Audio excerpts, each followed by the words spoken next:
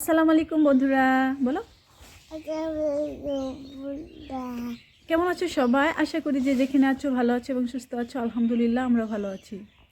তো আজকে একটা নতুন ব্লগ নিয়ে তোমাদের সামনে চলে আসলাম। আশা করছি আজকের এই ব্লগটা তোমাদের ভালো লাগবে। আর বন্ধুরা যদি ভালো লেগে থাকে তো লাইক করে দিও, আর যারা আজকে চ্যানেলে নতুন আমার চ্যানেলটা সাবস্ক্রাইব করো এবং পাশে থেকে। তো এই তো ঘুম থেকে উঠেই ব্রাশ ট্রাশ করে ফ্রেশ হয়ে নিয়েছি। তো চলো এখন আমার ব্লগটা স্টার্ট করছি। তো সঙ্গে থাকো, দেখতে থাকো। তো চলো বন্ধুরা, আজকে হচ্ছে ভোর 5টার থেকে উঠে কিভাবে আমার কাজগুলো খুব তাড়াতাড়ি কমপ্লিট করে নিয়েছি সেটাই এই ভিডিওতে তোমাদেরকে দেখাবো। আর দেখো ভোরের ছায়াটা কিন্তু এখনও রয়েছে, মানে এখনও ভালো করে পরিষ্কার হয়নি। তো চলো আজকে আমাদের বাড়ির সামনেটা তোমাদেরকে একটু দেখাচ্ছি। এই দেখো আমাদের বাড়ির সামনে একটা ফিট, আর হচ্ছে ওই পাশে গরু ঠরু বাঁধে। তো আর এটা হচ্ছে আমাদের বাড়ির পিছনের গলিটা। তো চলো এখন বাড়ির ভিতরে চলে আসলাম। তো এখন মুরগিগুলোকে আগে ছেড়ে দিই, মুরগিগুলো খড়ের ভিতরে খুবই অত্যাচার করতেছে। তো মুরগিগুলোকে ছাড়ার আগে আমি হাতে করে চাউল নিয়ে আসি, কারণ আমি যদি চাউল ছাড়া ওদেরকে ছাড়তে আসি ওরা আমাকে ঠকিয়ে একদম শেষ করে দেয়। আর তারপরেও আমার সঙ্গে সঙ্গে ঘরে যাবে, যদি আমি চাউলটা ঘরে আনতে যাই না তাহলে ওরা আমার সঙ্গে সঙ্গে ঘরে যাবে, আর ঘরে বারান্দা টারান্দা একদম পটি করে ছাড়া বেড়া করে থয়। তারপরে এখানে দেখো আমি হচ্ছে উঠানটা ঝাড়ু দিয়ে নিচ্ছি, আর তোমাদের দাদাভাই ওখানে ফ্রেশ হচ্ছে।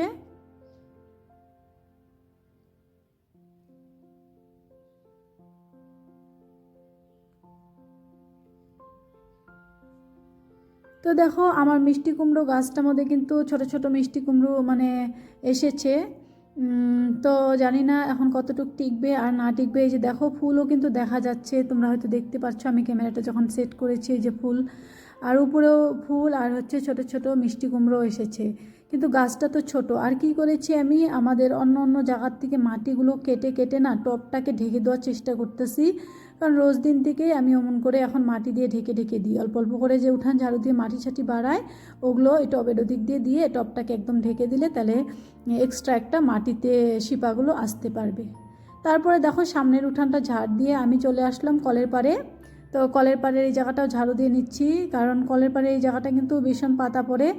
তো এই যে দেখো এখনই ঝাড়ু টাড়ু দিয়ে আমি ঘরে যাব, ঘরে যেয়ে কিছুক্ষণ বসে থাকি, তারপরে আবার চলে আসবো না, তখন দেখবে একদম কলের পাড়ের অবস্থাই নেই। পাতা উপরে তো পেয়ারা গাছ, বাঁশ গাছ, জাম গাছ, একদম সব গাছ দিয়ে একদম কলের পাড়টাকে ছায়া দিয়ে রেখে দিয়েছে। তারপরে দেখো বন্ধুরা আমি আমার গাছগুলোতে একটু পানি দিব। তো সব গাছের মধ্যে ওইভাবে পানি দেওয়া হয় না, কিছু কিছু গাছ আছে যেটার মধ্যে একটু পানি কম লাগে, যেমন স্নেক প্লান্ট এগুলোতে কিন্তু খুবই কম পানি লাগে। সেই জন্য আমি একটু কী করলাম, হালকা হাতে ছিটিয়ে ছিটিয়ে দিলাম পানিগুলো। আর এখানে দেখো আমি 3টা স্নেক প্লান্টের পাতা নিয়েছি। এটা হচ্ছে যে ছোট ছোট স্নেক প্লান্টগুলো যে ওইখানে ওই বড় ঘরের ওই পাশে কিন্তু গাবলার মধ্যে আছে স্নেক প্লান্টটা। তো ওইখান থেকে 3টা পাতা ছিঁড়ে নিয়ে আসলাম। এই পাতাগুলো কিন্তু ম্যাচুরেট হয়েছে, এই পাতাগুলোর থেকে গাছ বাড়ানোর সময় হয়েছে। তো দেখো এই যে 3টা মগের মধ্যে, যেটা আমার এক্সট্রা মগ ছিল ওই মগে আর হচ্ছে কৌটা টোটো যা পেয়েছি তার মধ্যে করে লাগিয়ে দিচ্ছি। তো এখন 3টা লাগাইলাম। তো এই 3টা আমি এখন অল্প সাইড করে রাখবো, এখন এখানেই রেখে দিব, কিন্তু বৃষ্টি পড়লে সাইড করে রেখে দিব। তো দেখা যাক ওইখান থেকে কত দিনের মধ্যে আবার স্নেক প্লান্ট বেরোয়।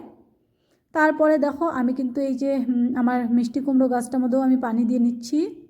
এই যে দেখো তোমাদেরকে যে বললাম আমি এই সাইড দিয়ে দিয়ে পানি দিয়েছি, এই যে দেখো সাইড দিয়ে কিন্তু অনেক পানি মাটি দিয়ে দিয়েছি, পানি দিয়ে দিচ্ছি বললাম। তো যাই হোক ওইখানে একটা ছোট মিষ্টি কুমড়ো আছে, ওইটার মধ্যেও দিয়ে দিলাম। তো ওইটাও বেশ সুন্দর করে হইতেছে। ওইটা হলো বালতিতে বুনেছি, আর এটা হচ্ছে গাবলাতে। তারপরে দেখো আমার সব কাজকর্ম সেরে এই যে চলে আসলাম চা খেতে। অ্যাকচুয়ালি ঘুম থেকে অনেক সকালে উঠা হয়, কিন্তু কাজকর্ম সারতে সারতেই চা খেতে একটু দেরি হয়ে যায়।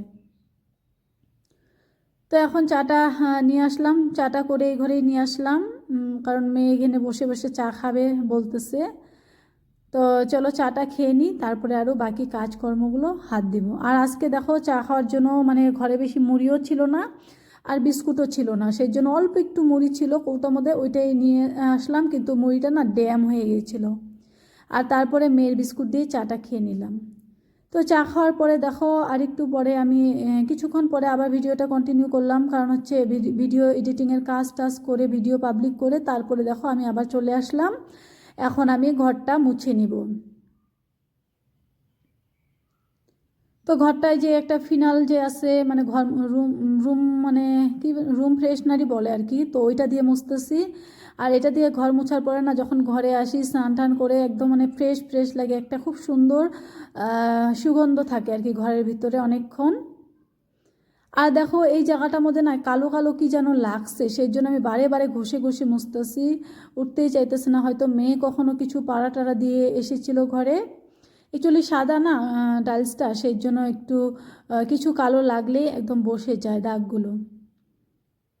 তো চলো আমি একসঙ্গে দুইটা রুমই মুছে নেব। আর আমি এই রুমগুলো কিন্তু একটু আগেই মানে ঝাড় ঠাড় দিয়ে পরিষ্কার করে নিয়েছি, মানে বিছনা টিছনা একদম ফিটফাট করে নিয়েছি, যেটা তোমাদের সঙ্গে শেয়ার করা হয়নি, কারণ রোজ দিন একই কি দেখাইলে তোমরা বিরক্ত হয়ে যাবে।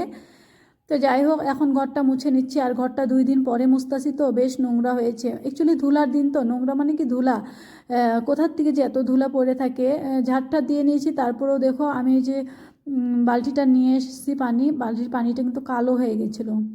তো চলো ওই রুমটা কিন্তু মুছা হয়ে গেছে। দেখো আজকে ওই পাশ থেকে বেরোলাম না, আজকে এই রুম দিয়ে বেরোবো। তো ওই পাশের রুমটা মুছা হয়ে গেছে, আর এখন আমি এই রুমটা মুছে এখান থেকে বের হয়ে যাব। তো এই যে এই ফিনালটা দিয়ে যদি ঘরটা মুছি না, পাকাগুলো একদম মানে চিকচিকা হয়ে থাকে, তোমরা হয়তো দেখে বুঝতে পারছো। আর আমি মানে ঘরের কোনাকানিগুলো রেক ঠেকগুলো এগুলো সরে কিন্তু মুছে নিয়েছি, যেটা ভিডিওতে শেয়ার করতে গেলে অনেকটা সময় চলে যায়। তারপরে দেখো বড় ঘরটা সেরে এই যে চলে আসছি রান্নাঘরে। সকালে রান্নাবান্না করা হয়ে গেছে আর খাওয়া দাওয়া হয়েছে। আর এই যে দেখো এখন ঘরটা মুছে টুছে পরিষ্কার করে তারপরে আবার দুপুরে রান্নাবাড়া করব। তো প্রথমে কৌটাকাউটিগুলো ঘরের মানে রান্নাঘরের সব কিছু ঠিকঠাক করে নিয়েছি, আর লাস্টে ঘরটা ঝাড়ু দিয়ে নিলাম। আর এখন গ্যাসগুলো মুছবো। তো কতদিন থেকে চৌকাতে রান্না করা হয়, গ্যাস কিন্তু বেশ ভালোই আমার সেভ হইতেছে আলহামদুলিল্লাহ। আর হচ্ছে অন্য বার খুব তাড়াতাড়ি গ্যাস শেষ হয়ে যায়, এবার কিন্তু চৌকাতে রান্না করার জন্য এই মাসে অনেকটা সেভ পেয়েছি। আর হচ্ছে দেখো গ্যাসটাও মুছে নিচ্ছি। আর গ্যাসের এই যে ওভেনগুলো আমি হলো কিসের মধ্যে উঠিয়ে দিলাম, মানে আমার বালতিটার মধ্যে করে উঠিয়ে দিলাম, আমি এটা নিয়ে যাব। আর অনেকটাই তেল ছিটা হয়ে আছে গ্যাসটা, সেই জন্য দেখো আমি যে কসব্রাইট যে আছে বাসন মাজা, ওই বাসন মাজা কসব্রাইটটা দিয়ে ঘষে ঘষে করে মুছতাছি। আর এই যে সুইচগুলো যে আছে এগুলোতেই বেশি নোংরা জমে থাকে, মানে তেল ছিটা একদম মানে তেলের কি পড়ে থাকে। তো গ্যাস কিন্তু রোজ দিনই মোছা হয়, তারপরেও নোংরা হয়, কারণ নোংরা তো হবে। এখানে তেলের কাজ মানে রান্না বান্না করলে কিন্তু তেল ছিটাই বেশি হয় গ্যাসের। আর গ্যাস টেবিলটাও আমি মুছে নিচ্ছি। আর গ্যাস টেবিলটা মুছতে আমার খুবই বিরক্ত লাগে, কারণ কি হয়েছে টেবিলটা তো সমান না, মাঝখানে মাঝখানে না এই যে যেটা কাপড়টা পেতে, কাপড় তো না ওইটা একটা হচ্ছে রেনকোট ছিল, রেনকোটটা আমি খুলে পেতে দিয়েছি। ওই জন্য না টেবিলটা যদি সমান থাকতো তাহলে কিন্তু মুছতে সুবিধা হয়, কোনো জায়গায় আর কি ভাঁজ হয়ে ঢুকে থাকে।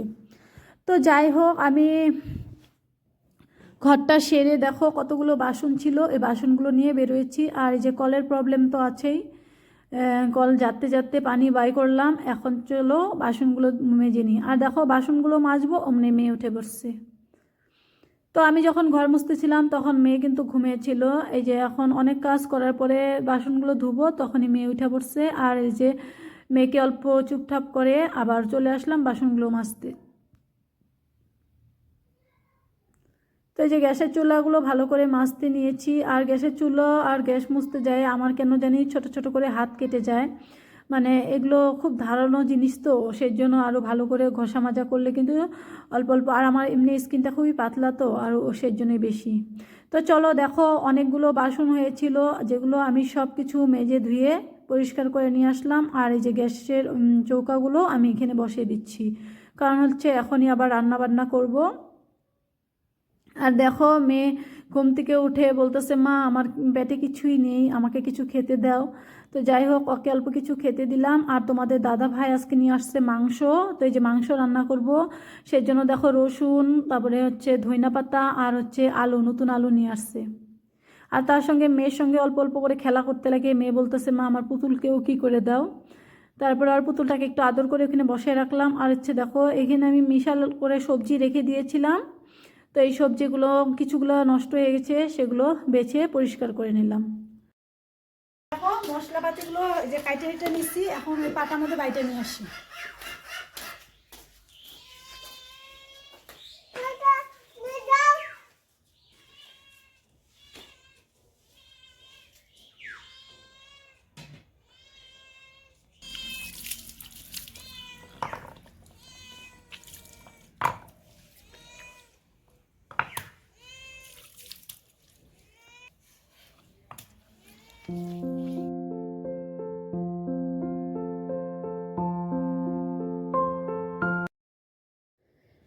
তো দেখো এখানে কিছু মশলা বাইটে নিতেছি, আর হচ্ছে গুঁড়া মশলা দিয়ে রান্না করব। শুধু হচ্ছে কি বাটলাম, রসুন পেঁয়াজ আর হচ্ছে গরম মশলা বাটা করে নিলাম। তারপরে দেখো মশলা আজকে আমি গ্যাসের মধ্যে রান্না করলাম। তো চৌকাতে রান্না করলে তোমাদের সঙ্গে শেয়ার করতে বেশি ভালো লাগে, আর রান্নাঘরের মধ্যে বেশি আলো নেই। তো তো যাই হোক, এই দেখো খাওয়া দাওয়া এখন খেয়ে নিচ্ছি। তোমাদের দাদা ভাই বসে পড়েছে আর আমিও এখন বসে পড়ছি।